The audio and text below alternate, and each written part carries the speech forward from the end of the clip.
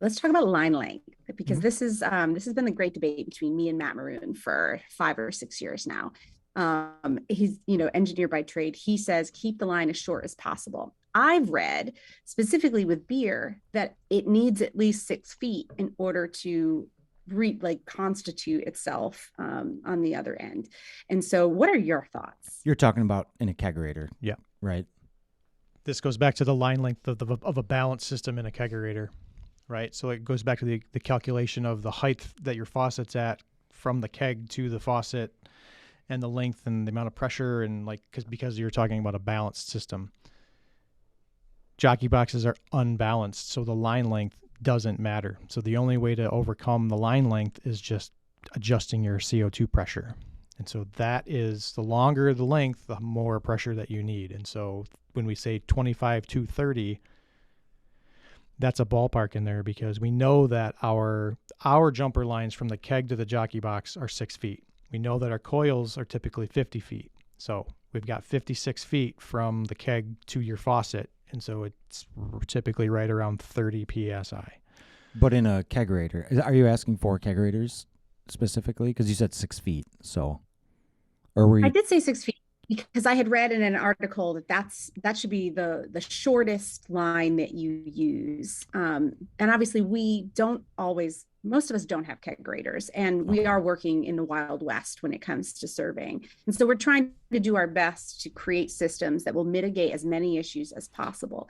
And so the line length is one of those things that comes up. And so, I mean, to Chris's point, in jockey box scenario, line length doesn't matter, which is good to know, so we can stop having that debate altogether. Yeah. But with the kegerator, oh, go ahead. Oh, I was going to say this 6 feet is a common length if you have 3/16 ID tubing. If you're pouring a direct draw, right from the keg to your faucet, that's where that 6 feet comes from. But as soon as you go from 3/16 ID to 1/4 inch ID, it's a bigger diameter hole that you're pushing the liquid through, right? So you need a longer length to get that restriction. And there's plenty of resources online. I don't know if we have that on our website, but there's charts that show, if you want a standard 12 PSI keg and you have 5/16 tubing, you need this much length. So it definitely depends on your setup. Yeah, so here's an example of what Boyd's talking about.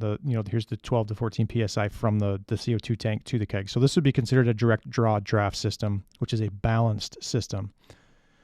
They want these at 12 PSI, right? And so the length from here to here is, what you're talking about, a minimum of probably 6 feet. And it depends on the ID of the tubing, because as the ID, which is the internal diameter, when that changes, the resistance changes. And so you need to know what the ID is of your tubing from here to here. And you need to know the length of your tubing from here to here in order to get this, which if I remember correctly, you want the pressure at the faucet to be like 1 PSI. So what it does is you're adding resistance of, let's say this is 12 PSI. You're adding 11 pounds of resistance from here to here in order for this to come out at 1 PSI, which is, I think, the proper flow rate for a beer when you're talking about a direct draw system. But when you get to, an unbalanced system like a jockey box or jumper box, that really doesn't matter. But the only thing that you do have to be careful of with jockey boxes is, as the beer leaves the keg, the ID has to either remain the same or it has to go from large to small. So as it goes to the faucet, you need to kind of reduce it. So we use 5/16 tubing, OD tubing on all of our jockey boxes. So it's a 1/4 inch ID.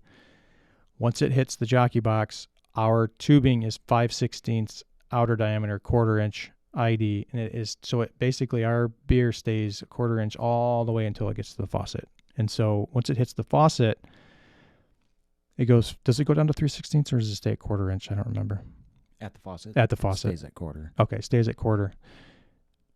But if you have a tower and that's where our jumper boxes came from, because while we do have that adapter that you can convert a jockey box to, the diameter gets bigger for about an inch, and it creates this little burp of foam, and it's almost insignificant, but it's annoying when you're used to pouring, perfect every time. So that's why we did the jumper box. And if you're mounting it to a tower, it's either going to be 1/4 inch ID or 3/16 ID. So to Chris's point, it's not going to get bigger because when you get bigger, you get foam. Yep.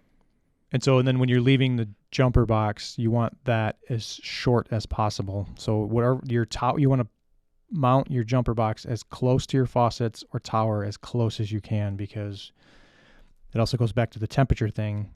On a Jockey box, the shanks go inside the Jockey box, a few inches, and so that the ice is touching those shanks and it's making it cold. And so the shanks are the same temperature as the coils are.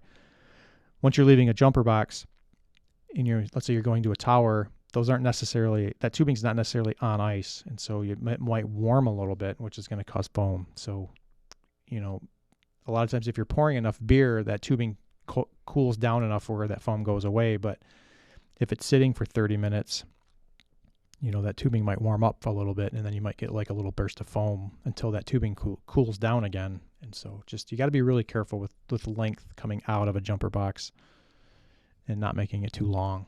So, and then insulated if you can as well. So yeah, set yourself up for success. Yeah, in every department. Yeah, that was going to be my recommendation as well. Sometimes in our scenarios, we can't keep the jumper box and the tower super close together based on like whatever our setup is. And so if you have to have a lot of beverage line,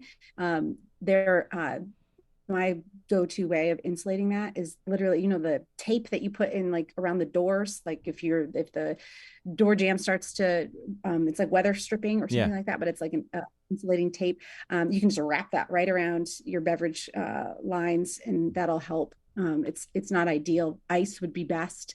But again, we work in the Wild West, and so we try and make the best case scenario of with what we've got. Yeah, you can find pretty cheap too. Go ahead. So you can find pretty cheap tubing insulation at Home Depot or Menards too. That stuff's pretty easy to come by. Do they have Menards? I don't know if anybody here has Menards. Is that just I think it's just a Midwest thing? Yeah. Oh, I didn't know that. Like Pop. How do they save big money? I don't know.